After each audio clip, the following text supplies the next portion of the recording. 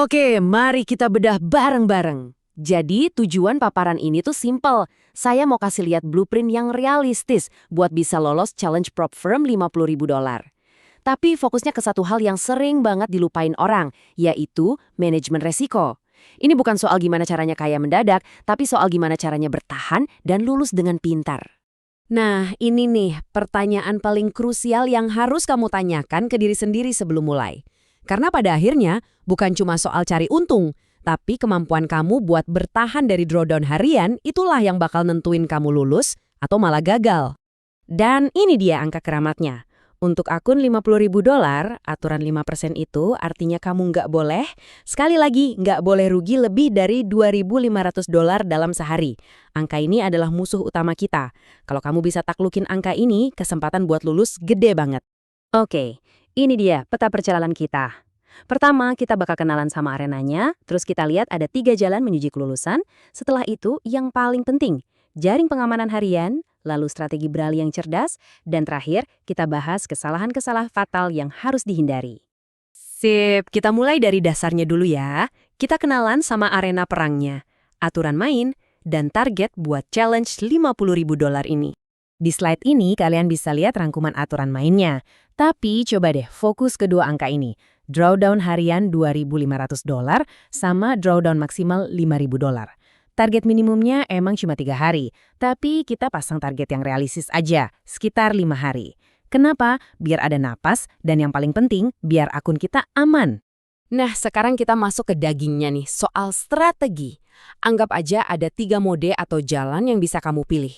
Masing-masing punya tingkat resiko yang beda-beda. Yuk kita lihat satu persatu. Ini mode yang paling santai, paling aman. Pakai satu lot di emas atau Nasdaq, risikonya jadi terkendali banget.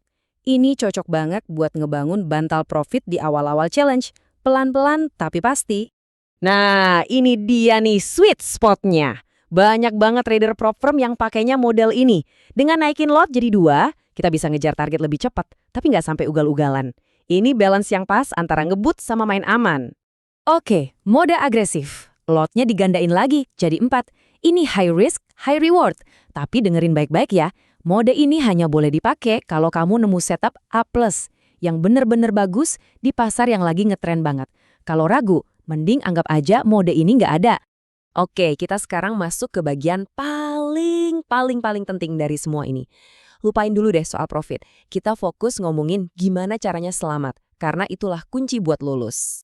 Coba lihat slide ini baik-baik. Kalau cuma ada satu hal yang bisa kamu ingat dari paparan ini, ya ini dia. Aturan yang akan saya sebutkan selanjutnya sama sekali nggak bisa ditawar. Inilah jaring pengaman kalian. Aturannya simpel banget. Kalau lagi di mode normal, maksimal kalah 4 kali. Di mode moderat, 3 kali. Dan kalau nekat pakai mode agresif, cuma boleh kalah 2 kali. Begitu kena limit ini, stop. Udah, tutup chartnya, tinggalin. Tujuannya apa? Simple, biar kamu nggak akan pernah membahayakan batas keramat $2.500 itu. Saya ulangi lagi ya, biar pesannya bener-bener nancep di kepala. Disiplin buat berhenti itu yang bedain trader yang lulus sama yang gagal. Titik. Ini pelindung utama akun kalian. Bukan dari pasar, tapi dari diri kalian sendiri. Nah, pertanyaannya sekarang, gimana cara pakai 3 mode ini di lapangan? Kan nggak mungkin kita pilih satu terus pakai itu-itu aja. Kita bakal pakai strategi yang cerdas dan progresif. Gini alurnya, gampang kok. Hari pertama kedua, mulai pakai mode normal. Tujuannya cuma satu, cari modal bantal dulu. Profit dikit aja nggak apa-apa. Udah dapat bantalannya, baru deh di hari ketiga atau keempat, kita pindah ke mode moderat buat ngejar target. Nanti di hari kelima, kalau udah deket, tetap aja di mode moderat, biar finishnya aman.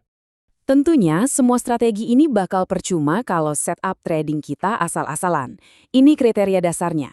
Trading pas market lagi rame, kayak sesi London atau New York. Tunggu konfirmasi yang jelas dari pergerakan harga, jangan nebak-nebak. Dan masuk di titik yang paling logis. Ingat kualitas di atas kuantitas selalu. Oke, kita udah ngomongin apa yang harus dilakuin. Sekarang sama pentingnya kita bahas apa yang jangan sampai dilakuin. Ini adalah kesalahan-kesalahan yang bikin banyak banget trader gagal. Ingat 4 pembunuh akun ini. Overtrading, kebanyakan posisi. Revenge trading, alias trading balas dendam. Terus pasang resiko kegedean di satu trade. Sama yang terakhir, coba-coba gambling pas ada berita penting. Jauhin empat-empatnya, kesempatan kamu buat lulus langsung naik kelas. Coba kita bahas lebih dalam soal revenge trading. Ini jebakan psikologis yang bahaya banget. Tahu kan rasanya pas kamu rugi, terus ngerasa kesel, terus langsung buka posisi lagi yang lebih gede buat bales dendam ke market? Nah, itu hampir pasti resep buat bencana. Disinilah gunanya aturan batas rugi harian tadi, buat nyelamatin kita dari emosi kita sendiri. Jadi, intinya apa? Intinya ini. Jalan yang paling masuk akal buat lulus itu bukan ngebut pakai mode agresif yang bikin stres, tapi pakai strategi beralih cerdas yang tadi kita bahas. Anggap aja ini maraton, bukan lari sprint. Strategi ini ngebalance antara main aman sama ngejar kemajuan yang stabil. Pada akhirnya, semua balik lagi ke kalian. Setelah lihat semua cetak birunya, dari mode resiko, jaring pengaman harian, sampai strategi yang progresif, pertanyaannya sekarang, jalan mana yang bakal kamu pilih buat naklukin challenge kamu? Pikirin baik-baik dan pilih dengan bijak.